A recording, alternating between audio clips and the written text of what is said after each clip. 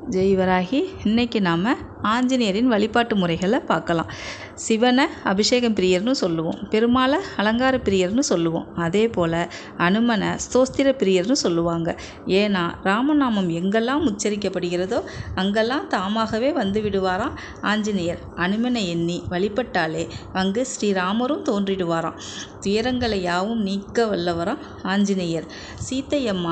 சீத்தையம்மாட்ட பணிகூட நின்னாராம் ஆஞ்சநேயர்.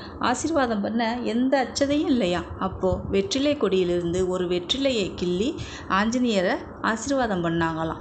அவருக்கு வெற்றிலை மாலை சூட்டி சனிக்கிழமை அமாவாசை மூல நட்சத்திரத்தில் வழிபட்டு வந்தா நம்மளோட கஷ்டங்கள் துயரங்கள் எல்லாத்தையும் போக்கிடுவாராம்.